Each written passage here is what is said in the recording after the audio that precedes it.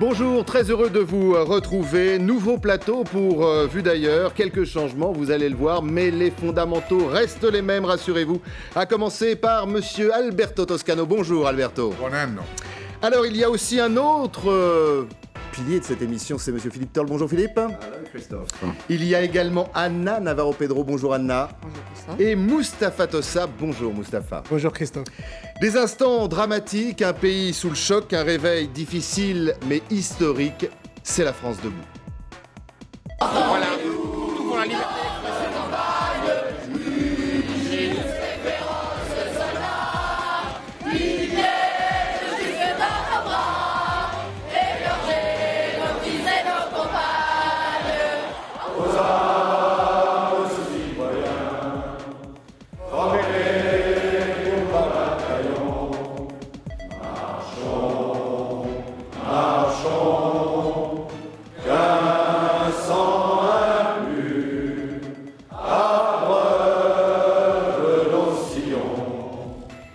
Oui, la France est en guerre contre le terrorisme, le djihadisme et l'islamisme radical.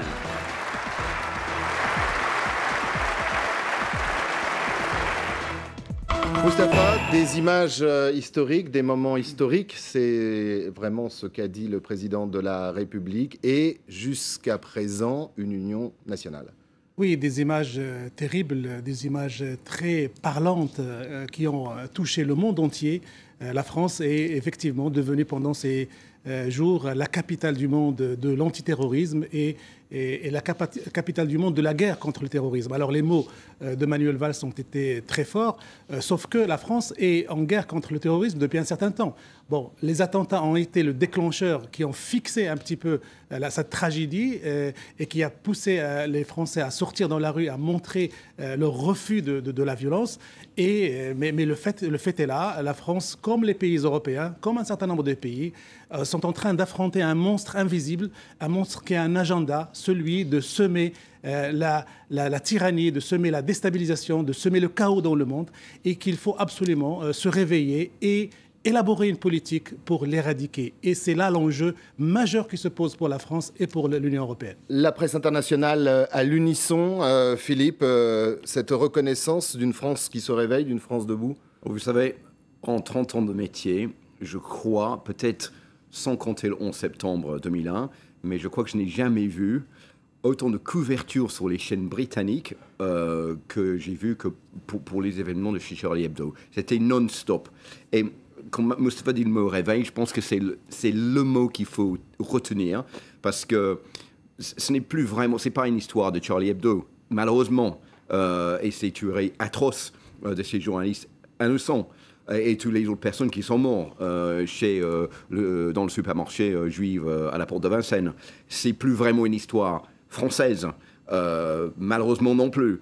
C'est plus vraiment une histoire européenne. Malheureusement, non plus, c'est une histoire mondiale. Et c'est un réveil qu'on a eu, malheureusement, tout le monde, en disant que nous sommes face à une menace. On s'est réveillé, il y a une union nationale en France. Ça ne va pas dire qu'on ne va pas avoir un débat politique qui est nécessaire, évidemment, dans ce genre de situation, mais c'est un réveil national pour une union nationale, pour une union européenne, pour une union mondiale contre cette menace, qui est cette menace aveugle. On ne sait pas comment le contrôler. Il faut vraiment réunir les forces et j'espère que maintenant on s'est réveillé, que cette union va continuer. Il faut que ça continue. Alberto et Anna, Philippe parle d'union nationale. On a dépassé Charlie Hebdo. Est-ce que ce sont les Français, vu d'Italie, qui ont quelque part repris un peu la main? Sans doute. Les vrais héros ont été les Français de la rue, les Français qui se sont mobilisés, les personnes comme vous, moi, les personnes normales. Donc là, il y a eu cet effet extraordinaire, ce spectacle, parce que la manif du 11 était tout à fait impressionnante, comme d'ailleurs les centaines, voire les milliers de manifestations qui ont eu lieu en France et en Europe. La France a été au centre de l'attention européenne, parce que cette Europe, qui se veut unie, a compris que le danger nous rassemble. Parce qu'aujourd'hui, le danger en France, demain, il sera en Italie, voire en Espagne. Donc, on doit s'unir. Et là, c'est le bon côté de ce qu'on a vu. Il y a aussi un côté, je ne dis pas mauvais, mais qui me laisse un peu perplexe.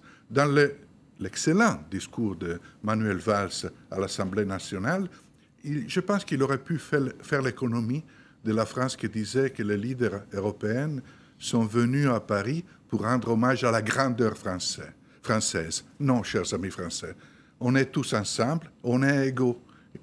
Même si vous considérez la patrie des droits de l'homme, le terrorisme et la menace nous rassemblent. Essayons de privilégier ce que nous unit plutôt que des appels à la grandeur, à la rhétorique. On n'a pas besoin de rhétorique, on a besoin d'efficacité. Anna. Il y a eu quand même quelque chose d'extraordinaire dans ce pays. Les gens n'avaient pas peur. Les gens n'ont pas peur. Il n'y a pas eu un mouvement de peur comme après le 11 septembre aux États-Unis. Il n'y a pas eu des mouvements de peur comme en Angleterre ou en Espagne après les attentats 2004-2005. Les gens étaient dans la rue en train de dire « je n'ai pas peur ». J'en ai interviewé des centaines. Et ce que les gens disaient à la place de la République le mercredi soir, quand tout était encore très nébuleux et qu'on ne savait pas, enfin la menace était présente, on ne savait pas si c'était fini ou pas, et on cherchait encore les auteurs, eh bien les gens disaient « je n'ai pas peur pour moi, je ne me sens pas ». Je ne crains pas pour ma sécurité. Je suis là pour dire que je ne veux pas qu'on aille dans le sens des excès, dans le sens des vengeances et dans le sens de demander des lois liberticides. Enfin, utiliser pas le mot liberticide, mais utiliser des mots qui y amenaient. Et donc ça, c'était absolument extraordinaire parce que c'est un peuple qui pense, qui raisonne, qui est intelligent, et donc qui est tout le contraire de la violence aveugle et qui veut imposer ses points de vue par la peur. On va parler, bien évidemment, de cette France debout, des politiques, Union nationale, et depuis quelques jours, la question très française et dans la presse française, mais c'est pour ça que je voudrais avoir votre opinion, c'est l'Union nationale, jusqu'à quand? Donc je vous pose la question, jusqu'à quand? Est-ce que les Français gardent la main et les politiques sont à part, ou est-ce que, justement, malheureusement, le jeu politique, même sur des dossiers aussi graves, va reprendre ses droits? Alors, il y a deux choses. D'abord, je salue l'union politique qu'on a vue suite à ces attaques. Je condamne, critique l'attitude du Front National qui a joué le rôle du victime. Il faut dépasser tout cela dans une situation pareille. C'est intéressant. Juste, Philippe, je vous laisse poursuivre. Marine Le Pen, le Front National, cette attitude, échec ou calcul? Calcul, probablement. Calcul, mais calcul qui peut être rentable. Hein. On verra aux élections. Calcul qui peut être rentable. Je ne suis pas complètement d'accord. Je suis pas complètement d'accord. Je pense qu'elle a mal calculé. Elle s'est mise dans une position de faiblesse à ce moment-là, mais je ne suis pas convaincu que ça va affecter le nombre de personnes qui voteraient pour elle aux élections au mois de mars.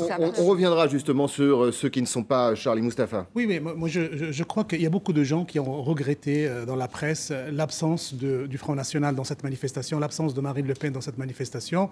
Ils disent que ça porte un voile sur cette union sacrée voulue contre le terrorisme. Mais moi, j'invite aussi les gens à imaginer l'hypothèse où les gens du Front National avaient participé à cette manifestation, vu la nature, vu le tempérament de la base électorale de Marine Le Pen, vu la ligne éditoriale, entre guillemets, de ces éléments-là, on aurait très bien pu imaginer que cette manifestation-là, qui a montré au monde un visage d'union nationale, aurait pu se transformer en autre chose et véhiculer d'autres messages de violence et d'affrontement. Donc il ne faut pas non plus regretter qu'un certain nombre de gens qui sont porteurs de discours haineux puissent à un moment donné se retirer pour laisser la parole de la modération, de la raison, du message mondial et universel qui est porté par la France être mis en avant plutôt que celui du Front National. Si tu permets, je ne suis pas sûr que la parole de Charlie Hebdo qu'on a lue depuis des années, soit une parole de modération. Puis je parlais, moi, des manifestations. Non, c'était une simple question. Cher Philippe, on vous a coupé. Donc justement, ce consensus aujourd'hui politique, est-ce qu'il résistera à la rue? Est-ce que ce sont les Français qui vont prendre le pas? Alors là j'espère. Il faut de l'intelligence politique. Il faut dépasser les clivages, comme je disais, dans une situation pareille. Parce que si on n'est pas d'accord face à une menace qui vient de l'extérieur, là, déjà, on est en train de perdre la guerre.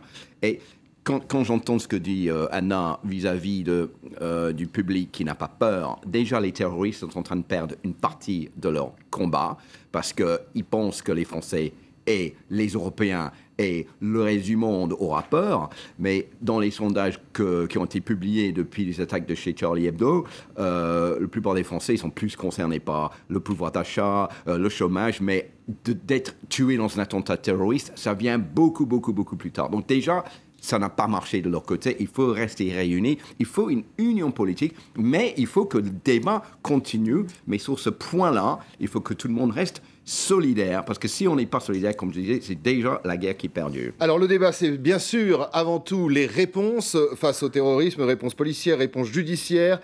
On parle d'argent, on parle de loi, on se souvient, on en a largement parlé sur ce plateau, de ceux et celles qui disaient pour la loi de 2014, loi liberticide, c'est pas totalement terminé, écoutez. Après la dignité vient le temps de la responsabilité. Et notre responsabilité, c'est de prendre à bras-le-corps ces sujets, et d'y apporter des réponses pérennes. Ce n'est pas se jeter dans la facilité en faisant de la gesticulation sécuritaire et politicienne. Vous avez entendu Emmanuel Cos, c'est le début des voix dissonantes, discordantes au sein de la majorité ? Moi, je crois que, pour moi, une des grandes surprises de cette affaire-là, de ces attentats-là, on savait que l'Union européenne n'avait pas de politique de défense commune, on savait qu'il n'avait pas de politique étrangère commune, mais j'étais à milieu de croire qu'il n'y avait pas de coopération sécuritaire extrêmement forte entre les services de sécurité européens. Donc, on découvre à cette occasion-là que vraiment, il y a un gap, il y a un vide, il y a un manque entre ces services de coopération. Alors, l'intervention aussi se pose. Comment on va faire, comment on va gérer de manière sécuritaire le phénomène du terrorisme? Alors, il y a des voix à droite, justement, qui se sont levées pour appeler à l'élaboration d'une sorte de Patriot Act à l'américaine. La gauche a résisté à sa tentation, mais il n'empêche qu'il faut absolument innover dans la manière de traquer les terroristes. Et alors le risque, c'est que de ne pas cibler une communauté. Le risque, c'est, je crois que la communauté musulmane, tous les membres de la communauté musulmane veulent absolument qu'il y ait une guerre sans merci contre le terrorisme, mais qu'ils ne soient pas eux les victimes et les cibles uniquement les cibles exclusives de ce traitement sécuritaire. Ils veulent que les lois s'appliquent à tout le monde et pas qu'aux musulmans. Avant de laisser la place au journal et de continuer bien sûr sur ce thème, notamment sur les lois de l'Union nationale, nous allons faire coup de cœur, coup de gueule. On commence par Philippe. C'est quoi cette semaine? C'est un coup de gueule sur les États-Unis parce que je trouve qu'ils ont vraiment manqué une belle occasion pour se montrer avec le reste du monde. Ça montre la faiblesse de la politique étrangère de Barack Obama. Maintenant, on a un John Kerry qui est arrivé à Paris cette semaine pour faire un big hug aux Français qu'on n'arrête pas de dire dans les médias. On te demandait un gros câlin. C'est un gros câlin qu'on aurait dû avoir dimanche dernier. Et malheureusement, très bien, mais c'est un petit peu tard. Mustapha, coup de cœur, coup de gueule? Oui, coup de gueule sur Fox et sa couverture des événements de Paris. C'est l'illustration de la bêtise, de la haine, de l'ignorance, du préjugé. Et dire que Fox est très regardé aux États-Unis et dire que les États-Unis sont les maîtres dans la guerre contre le terrorisme. Heureusement, j'allais dire que la France a récupéré cette guerre parce que l'a laissée aux mains des États-Unis, l'a laissée aux mains des gens comme Fox News. On est là pour encore 100 ans de guerre et d'affrontement. Merci Mustapha. On se retrouve juste après le journal sur LCI.